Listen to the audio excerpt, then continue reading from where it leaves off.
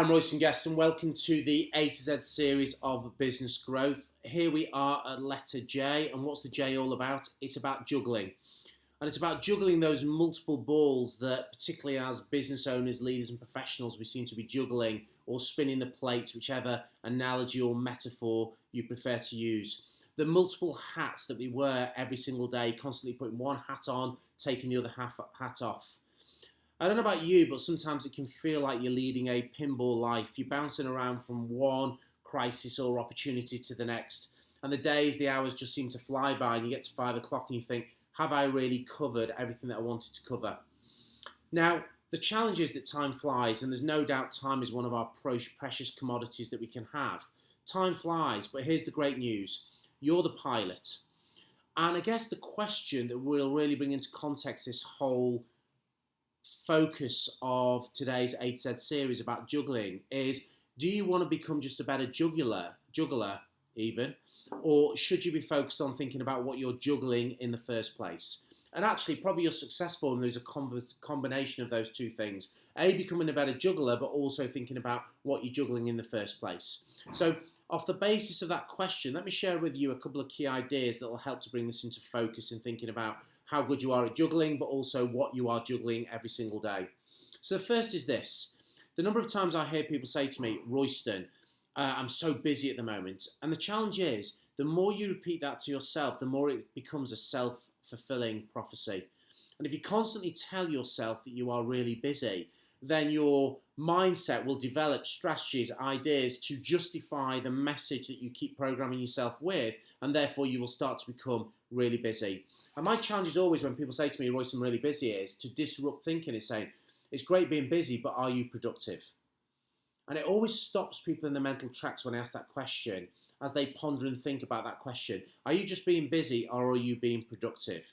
So on the premise of being productive, here's a couple of strategies, ideas, ways of thinking that can really start to think about this whole concept of juggling and keeping the plates up in the air. So number one is about learning to say no. And sometimes our trait as human beings is we always want to help other people. And the challenge is we start accepting all different things, and some that might not even be worthy of your time. We'll talk about worthiness in a moment. So my question is, start to say no. And I'm sure we've all been there in our personal lives where you're getting ready on a Saturday night and you're going to a dinner party and you turn to your partner and say, why did we say yes to this?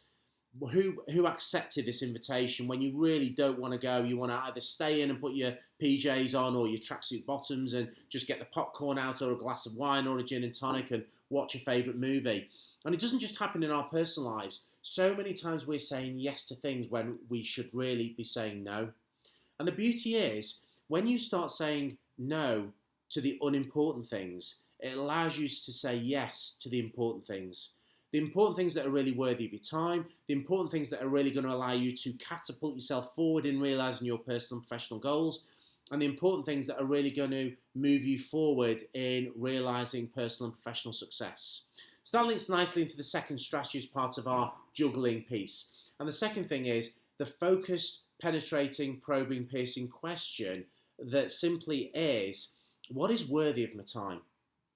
And if we really focus on saying no to things, the secondary question that will help in that process is, what is really worthy of your time? What are the things that only you can do? The things that are aligned to either your own personal or professional definition of success, or the things that align to your goals that are going to allow you to move yourself forward progressively, the marginal gains in achieving your goals. So that's the second strategy. The third is about making sure that you create thinking time for yourself. And I know certainly the work I do with clients from an executive perspective, one-to-one coaching and executive work, this is a really difficult one for people to grasp, because when we're in thinking mode, it almost feels like we're cheating the system, that we're cheating ourselves and we're cheating other people. But the reality is we are paid every single day, not just to do, but to think. And part of our jobs, particularly if we're the leaders, the entrepreneurs, the business professionals who set the strategy and the tone and pace in our businesses, is you need to create thinking time to work on your business. Recognizing that the thinking time working on your business will allow you, and it's the difference between being efficient versus effective. If you work time working on your business, the thinking time, it will allow you to be truly effective or efficient in what you're doing, not just effective.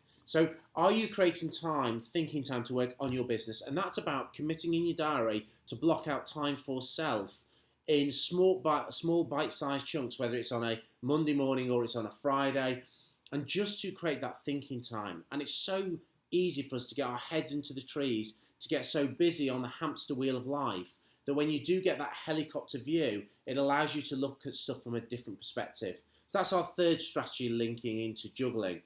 And the third is about how you can really focus if you are juggling the plates, how you can be more effective as the juggler, which is about go and dump your to-do list and replace your to-do list with your success list. And number one, just the change in the language, a to-do list to a success list, will allow you to really focus on what is worthy of being on your success list. And the only things that should make it on your success list are absolutely goals, actions, strategies that are going to move you forward in achieving your personal and professional goals. So such a simple strategy, but remove the mundane of having a to-do list and replace it with your success list.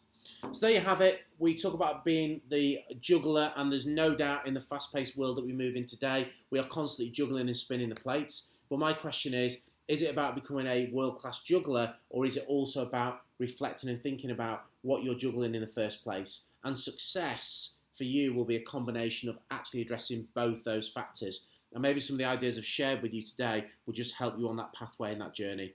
So for me, as always, with the Business Growth A to Z series, hope you got some real value from this. Short, sharp, bite-sized interventions as always. Please share with colleagues. Please give me feedback on the A to Z series.